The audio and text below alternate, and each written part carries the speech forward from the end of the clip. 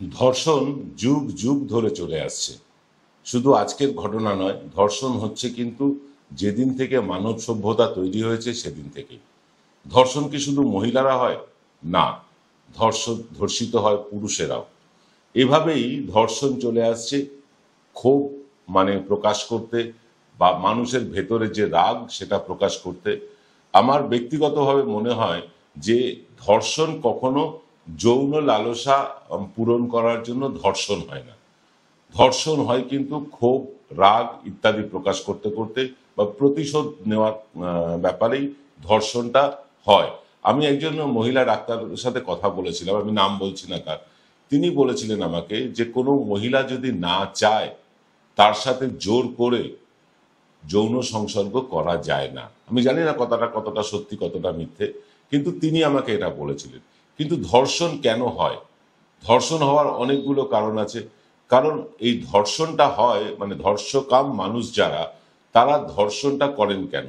কারণ একটাই, যে তাদের প্রতিশোধ স্পৃহা, অথবা তাদের মধ্যে কোনো রাগ ক্ষোভ থেকে থাকতে পারে, সেখান থেকে ধর্ষণ হয়।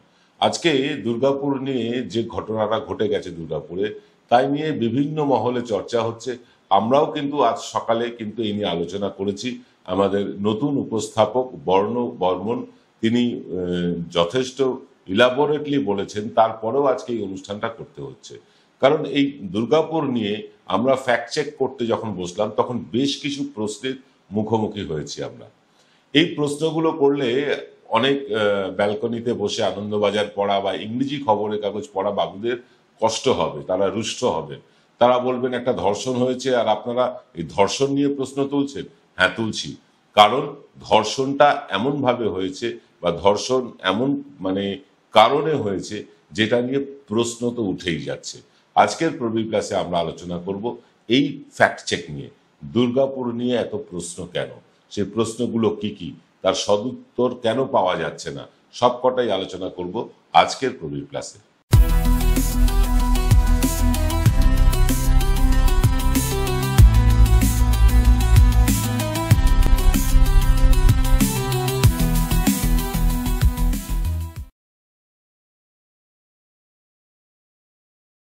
নমস্কার, শুভ সন্ধ্যা। আমি আপনাদের প্রবীর বিশ্বাস। দেখতে শুরু করেছেন প্রবীর প্লাসের 5টার প্রবচন অনুষ্ঠান। আমরা দুর্গাপুর নিয়ে বেশ কয়েকটা প্রশ্নের মুখোমুখি হয়েছি। আমরা যখন ফ্যাক্ট চেক করতে যাই, তখন আমাদের কাছে বেশ কিছু প্রশ্ন উঠে আসে। যখনই কেউ, আমি কেন, আপনি কেন, যে কেউ ফ্যাক্ট চেক করতে যান, তারা কয়েকটা প্রশ্ন নিজেরা তৈরি করেন। সেই প্রশ্নেরগুলো উত্তর খুঁজে তবেই হয় ফ্যাক্ট চেক। আমরাও কিন্তু এই ফ্যাক্ট চেক করতে গিয়ে বেশ কিছু প্রশ্ন সামনে রেখেছি, এবং তার সদুত্তর এখনো পাইনি। সবকটাই আপনাদেরকে বলবো, একটা একটা করে বলি। প্রথমে আমি আমাদের যে এডিটর, আমাদের এডিটর টিমের যিনি প্রধান, প্রসূন গুপ্ত, তিনি বেশ কয়েকটা প্রশ্ন রেখেছেন আমার কাছে। তিনি ব্যক্তিগতভাবে প্রশ্নটা করেছেন, আমি সেটাই বলছি। তিনি বলছেন যে ধর্ষিতা মেয়েটির বিশেষ অভিযোগে গ্রেফতার তার ডাক্তার বন্ধু। মেয়েটি কিন্তু অনেক কথা বলেছে, তদন্ত এবার হচ্ছে তারই কথার ভিত্তিতে। সাধারণত ধর্ষিতার কথার ভিত্তিতেই তদন্ত হয়। প্রসূনগুপ্ত প্রশ্ন করেছে যে এত রাতে মেয়েটি তার বয়ফ্রেন্ডের সাথে কোথায় গিয়েছিল, একসাথে ফিরেছিল? যদি তখন দুষ্কৃতীদের আক্রমণ হয়, তবে ওই ছেলেটি, তার বয়ফ্রেন্ড, তখন কোথায় ছিল? সঙ্গে যদি তিনি থেকেই থাকেন, তাহলে বাধা কেন দিলেন না? পালিয়ে গেলে কলেজ থেকে বন্ধুদের ডেকে আনলেন না কেন ছেলেটি? 5 নম্বর প্রশ্ন প্রসঙ্গোক্ত করেছেন, মেয়েটি ফেরত এলো এবং হাসপাতালে গেল ওই বন্ধুর সাথেই। 6 নম্বর হচ্ছে, ছেলেটি পুলিশ ডাকলো না কেন? 100 নম্বরে ডায়াল করলে স্থানীয় পুলিশ খবর পেয়ে যেত। এভাবে শেখানো বুলি আওড়ালে কি হবে? প্রশ্ন করেছেন প্রসঙ্গোক্ত। এছাড়াও আমাদের কয়েকটি প্রশ্ন আছে। পুলিশ মেয়েটির জবানবন্দি নেওয়ার পরেই দাদা, আমাদের রাজ্যের দাদা যিনি, তথাকথিত স্বঘোষিত মেজদা, তিনি পুলিশের অসহযোগিতার অভিযোগ তুলে ফেলেছেন সঙ্গে সঙ্গে, এবং সিবিআই এর দাবিও করে ফেলেছেন একই সাথে। ঠিক আরজি করের মতন মিল পাচ্ছেন ঘটনার। কারণ যখন ঘটনাটা ঘটেছে, রিপোর্টটি যখন হয়েছে, তার 24 ঘন্টার মধ্যেই কিন্তু 4-5 জন অভিযোগ যাদের বিরুদ্ধে, তারা গ্রেফতার হয়েছে।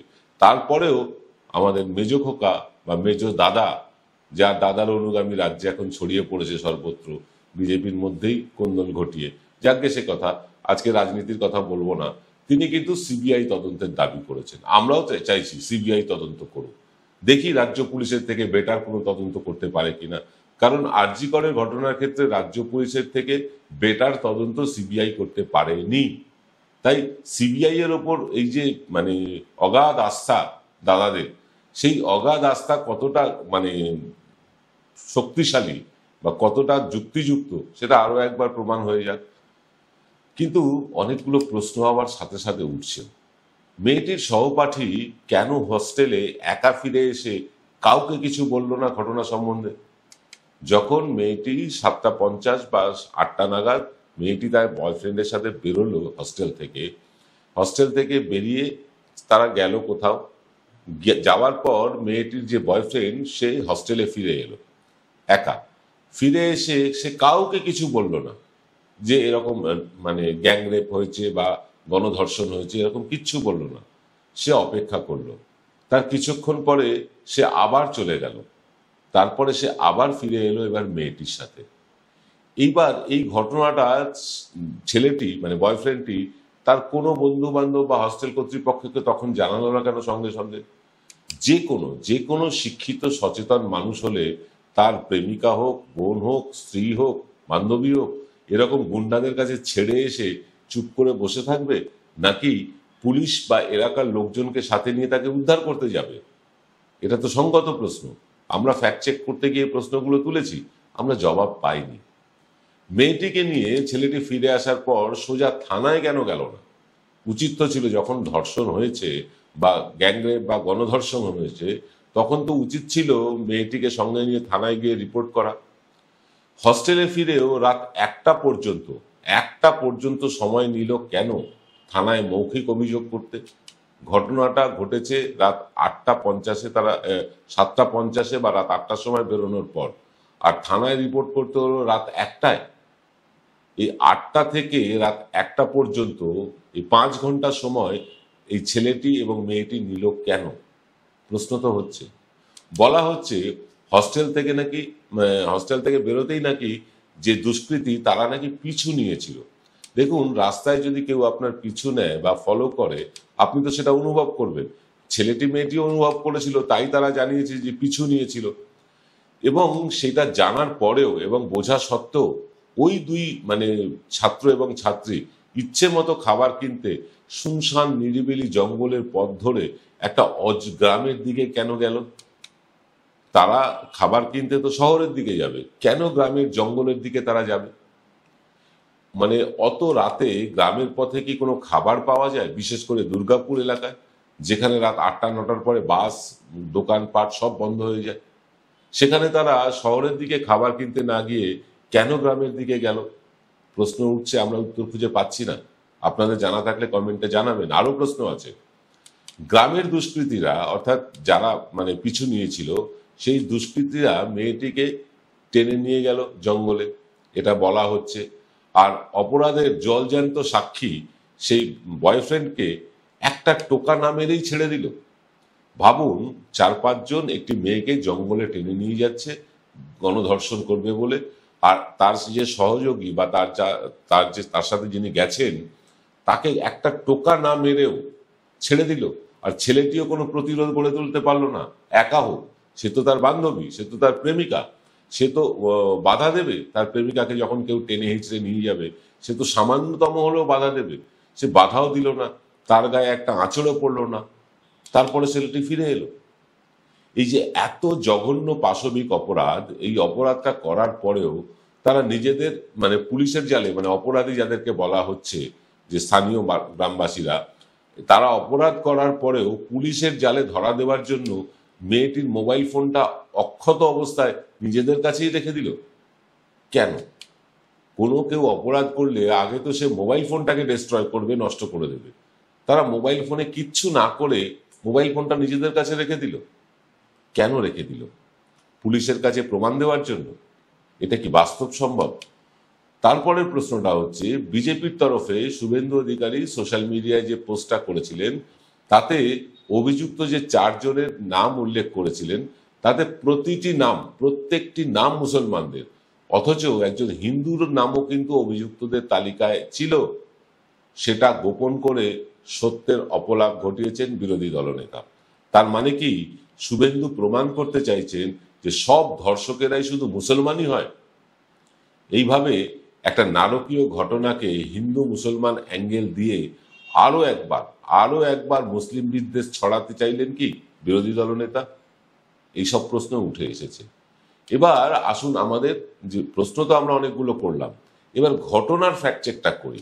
দেখুন, ঘটনার যে ঘটেছে যখন, তার অভিযোগ করার 24 ঘন্টার মধ্যেই 4 জন, পরে আরো 2 জনকে গ্রেপ্তার করেছে বেঙ্গল পুলিশ। ফলে রাজ্য পুলিশ যে অ্যাক্টিভ নয় এই তথ্যটা কিন্তু প্রতিষ্ঠিত করা যাচ্ছে না। 2, প্রথম গণধর্ষণের কথা বলা হলেও ধর্ষিতার শরীরে শুধু তার বয়ফ্রেন্ডের সিমেনের নমুনা পাওয়া গেছে। তার মানে ধর্ষক তার প্রেমিক, নাকি জঙ্গলে গিয়ে যৌন সম্পর্ক স্থাপনের সময় স্থানীয়দের কাছে ধরা পড়ে যাওয়ায় গণধর্ষণের গল্প ফাঁদা হয়েছে? এটা কিন্তু আমরা ঠিক বুঝতে পারছি না। একটা জিনিস বুঝুন, যেটা আমরা বুঝতে পারছি সাদা চোখে, যেটা মনে হচ্ছে যে এই প্রেমিক এবং প্রেমিকা তারা জঙ্গলে গিয়ে তাদের যৌন ফ্যান্টাসি মেটাতে গিয়েছিলেন। কারণ ওপেন এয়ারে যৌন সংসর্গ এটা একটা ফ্যান্টাসির মধ্যেই পড়ে, এবং এই ফ্যান্টাসি মেটাতে গিয়ে তারা স্থানীয় কিছু লোকজনের কাছে ধরা পড়ে যায়, এবং ধরা পড়ার পরে স্থানীয় লোকজন তাদেরকে আক্রমণ করে, মারধর করে, এবং শুধু তাই, তাদেরকে না, শুধু মেয়েটিকে, এবং মেয়েটির কাছ থেকে মোবাইল ফোন, টাকা পয়সা কেড়ে নেয়। এটাকেই গণধর্ষণ বলে চালানো হচ্ছে নয়তো? মেয়েটির প্রেমিক এবং মেয়েটিকে যথাযথ প্রশ্ন করলে তার সঠিক তথ্য জানা যাবে। মেয়েটি এখন হাসপাতালে ভর্তি, তিনি সুস্থ হয়ে উঠুন, দ্রুত সুস্থ হয়ে উঠুন আমরা কামনা করি। কিন্তু তিনি হাসপাতালে থাকাকালীন যে কথাটুকু বলেছেন তার ভিত্তিতেই প্রশ্ন। তিনি সম্পূর্ণ সুস্থ হওয়ার পর তবেই তো আসল তথ্য জানা যাবে। এবার 3 নম্বর একটা পয়েন্টে আসি, সেটা হচ্ছে রাজ্যের শিক্ষা ব্যবস্থা লাটে উঠেছে বলে যারা প্রত্যেক দিন নিয়ম করে টিভি চ্যানেলে বসে কান্নাকাটি করেন, তাদের উড়িষ্যা থেকে একজন দুর্গাপুরে পড়তে এলেন কেন? মানে যারা কান্নাকাটি করে তারা কি এই প্রশ্নের উত্তর দেবেন যে দুর্গাপুরে এলেন কেন উড়িষ্যা থেকে? সে কথা কোনো অ্যাঙ্কার যত টেলিভিশন চ্যানেল আছে তাদের কি মাথায় আসেনি এই প্রশ্নটা? আর এইসব প্রাইভেট মেডিকেল কলেজে পড়তে প্রায় কোটি টাকার উপরে খরচ। সেখানে যে শুধু মেধাবীরাই ভর্তি হয় এমন নয়, কিন্তু বড়লোক বাপ মায়ের মধ্য বা নিম্ন মেধার ছেলে মেয়েরাও কিন্তু টাকার জোরে এইসব মেডিকেল কলেজে ভর্তি হয়ে ডাক্তার হয়। তারা কেমন ডাক্তার হয় সে নিয়ে প্রশ্ন তুলছি না। এক্ষেত্রে মেয়েটির বাবা যে মোবাইল ফোন ব্যবহার করছেন সেটাও প্রায় লাখ টাকার কাছাকাছি দাম। অর্থাৎ ধরে নেওয়া যেতে পারে যে সমৃদ্ধশালী পরিবারের মেয়ে এই মেয়েটি, এটা ধরে নিতেই পারি আমরা। আর বড়লোক ছেলে মেয়েদের যৌন ফ্যান্টাসি বিভিন্ন রকমের হয়, ওপেন এয়ার জাঙ্গল এক্সপেডিশন তাদের মধ্যে একটা হতেই পারে। এইরকম বহু ক্ষেত্রে দেখা গিয়েছে যে যৌন সংসর্গের পর লোক জানাজানির কারণে বা ধরা পড়ে যাওয়ার কারণে পুরুষ সঙ্গীকে ধর্ষক বলে চিহ্নিত করে নিজেকে ক্লিন চিট দিতে ব্যস্ত হয়ে পড়েন কেউ। আমি বলছি না এক্ষেত্রে হয়েছে, কিন্তু সম্ভাবনা থাকে। আরএসএস এর শাখায় একজন পুরুষ দিনের পর দিন যৌন অত্যাচারের শিকার হয়ে আত্মহত্যা করেছেন, সুইসাইড নোটে তা লিখেও গিয়েছেন, আপনারা সে খবর দেখেওছেন। এই ঘটনাটাকে চাপা দিতেই কি দুর্গাপুর নিয়ে এত লাফালাফি শুরু করেছে বিজেপি? তাছাড়া এই আরজিকর ইস্যুটা বিজেপির হাত থেকে কেড়ে নিয়েছিল বামেরা, তাই কি এবার এই ইস্যুটাকে আর হাতছাড়া করতে চাইছে না শুভেন্দুরা?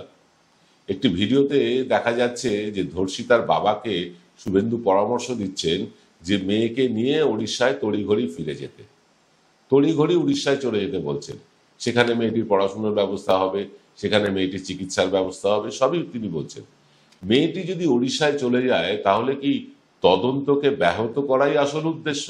কারণ মেয়েটির কাছেই তো, যে ধর্ষিতার কাছেই তো সব তথ্য আছে, তিনিই তো সব বলতে পারবেন। তাকে লাই ডিটেক্টরের সামনে বসালে তিনি তো সব তথ্য উজাগর করে দেবেন।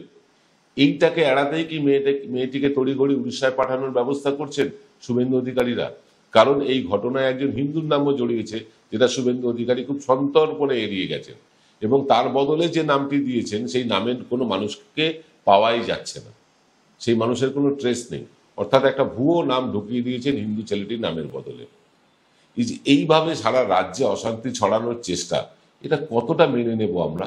বারবার এই ঘটনা ঘটছে। দেখুন, ধর্ষণ সারা পৃথিবীতে হয়, সারা পৃথিবীতে হয়। আমি একজন সাইকোলজিস্ট আছেন কানাডা গভর্নমেন্টের, তিনি সাইকোলজিস্ট, কিন্তু থাকেন তিনি হাওড়ায়। তিনি হাওড়ায় থাকেন, কানাডা গভর্নমেন্টে সাইকোলজিস্ট হিসেবে কাজ করেন। তিনি যখন কলকাতায় ফেরেন, তিনি আমাকে সাইকোলজির উপরে বেশ কিছু বই টই দেন এবং তার সাথে বিভিন্ন আলোচনা হয়। মানে তিনি একজন মহিলা, তিনি, আমি তার নামটাও বলে দিচ্ছি, তিনি হচ্ছেন রঞ্জনা ভট্টাচার্য। রঞ্জনা আমার খুব বিশেষ বন্ধু, মানে আমার সাথে দীর্ঘদিনের পরিচয় এবং বন্ধুত্ব প্রায় মানে পারিবারিক হয়ে গিয়েছে। এবার এই রঞ্জনা আমাকে একদিন বলছিলেন যে পৃথিবীতে প্রায় 98% মহিলা কখনো না কখনো তার আত্মীয় স্বজন, তার পরিচিতদের দ্বারাই মলেস্টেড হয়। এটা সারা পৃথিবীতে হয়।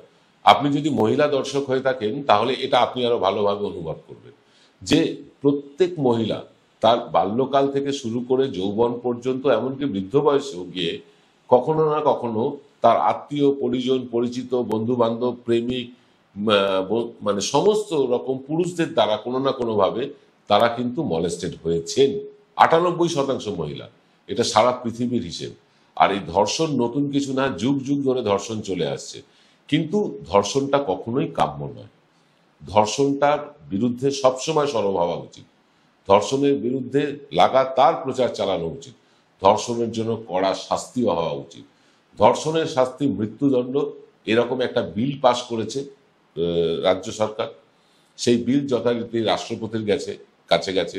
রাষ্ট্রপতি বলছেন এটা নাকি লঘু পাপে গুরুদণ্ড হয়ে যাচ্ছে, অর্থাৎ ধর্ষককে মৃত্যুদণ্ড দেওয়া যাবে না।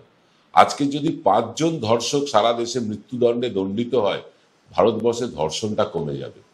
যারা বলছেন মুসলমানেরাই ধর্ষণ করে পার পেয়ে যায়, তারা সৌদি আরবে যান একবার, সেখানে ধর্ষণ করলে কি শাস্তি হয় একটু খোঁজ নিন, একটু গুগল করুন। মুসলিমরা ধর্ষক হন বা হিন্দুরা ধর্ষক হন এরকম না। ধর্ষক হন কিছু ধর্ষকামী মানুষ, তাদের হিন্দু মুসলিম হয় না। যারা এই কর্মকাণ্ডে জড়িত বলে বলা হচ্ছে, তারা যদি সত্যি সত্যি ধর্ষণে অভিযুক্ত হয়, ধর্ষণ প্রমাণিত হয়, তাদের চরম শাস্তি চাই, মৃত্যুদণ্ডও চাই। কিন্তু ঘটনাটা হচ্ছে আমাদের কেন্দ্রীয় সরকার, রাষ্ট্রপতি তার অনুমতি দেয়নি। ধর্ষকদের মৃত্যুদণ্ড দেওয়া যাবে না। আপনারা দেখেছেন ধর্ষকদের জেল থেকে বের হওয়ার পর বিজেপি কিভাবে মালা তিলক পরিয়ে বরণ করে নিয়েছে। ধর্ষকদের যারা বরণ করে তারা ধর্ষকদের মৃত্যুদণ্ড চাইবে, এটা তো হতে পারে না, হচ্ছেও না। তাই ধর্ষকদের মৃত্যুদণ্ড পশ্চিমবাংলায় অন্তত কার্যকর করা যাবে না। রাষ্ট্রপতি সই করেননি, বলেছেন যে এটা নাকি লঘু পাপে গুরুদণ্ড হয়ে যাচ্ছে, অর্থাৎ কম অপরাধে বেশি শাস্তি হয়ে যাচ্ছে। ধর্ষণটা কি কম অপরাধ? এই প্রশ্নটা রইল। আর যারা এরকম কথা বলছেন যে মুসলিমরাই ধর্ষক হয়, তাদেরকে বিনীতভাবে করজোড়ে অনুরোধ করছি, এখানে হিন্দু মুসলিম অ্যাঙ্গেল টানবেন না। আরজি করে ধর্ষক কোনো মুসলিম ছিল না, এক্ষেত্রেও একজন হিন্দুর নাম উঠে এসেছে। তাই শুধু শুধু মুসলিমদের বদনাম করার উদ্দেশ্যে, মুসলিমদেরকে ছোট করার উদ্দেশ্যে এই ধরনের এমন কিছু বলবেন না যে রাজ্যের সাম্প্রদায়িক সম্প্রীতিটা খারাপ হয়। এ রাজ্যে অন্তত সাম্প্রদায়িক সম্প্রীতিটা বজায় আছে, এটা অনেকের সহ্য হচ্ছে না। তাই এই ধরনের আজে বাজে আলোচনা করে, এই ধরনের কথা বলে তারা হিন্দু মুসলিম অ্যাঙ্গেল করে মুসলিম ভোটকে আলাদা করে হিন্দু ভোটকে কনসলিডেট করতে চায়। কিন্তু সেটা বাস্তবে সম্ভব না। আপনাদের আগেও বলেছি, আবার বলছি, যতই যা ঘটে যাক, বিজেপি 50-52 বেশি আসন কিছুতেই পাবে না। যতই তারা এইরকম হিন্দু মুসলিম করুক, মুসলিমদেরকে বদনাম করুক, হিন্দুদেরকে বাবা বাছা করে রাখার চেষ্টা করুক, কিন্তু হিন্দুরাও বুঝে গিয়েছে পশ্চিমবঙ্গে যে বিজেপি আসলে দাঙ্গা লাগিয়ে ক্ষমতায় আসতে চায়, আর বাঙালি কিছুতেই দাঙ্গা বরদাস্ত করবে না। আজকের অনুষ্ঠান শেষ করছি এখানেই। দেখা হবে রাত্রিবেলা 8টায় এক্স ফ্যাক্টরে। আগামীকাল সকালবেলা সুমন ভট্টাচার্য আসছেন তার সরাসরি সুমন অনুষ্ঠান নিয়ে। এই দুটো অনুষ্ঠানকে দেখার আমন্ত্রণ জানিয়ে শেষ করছি আজকের অনুষ্ঠান। সকলে ভালো থাকবেন, নমস্কার।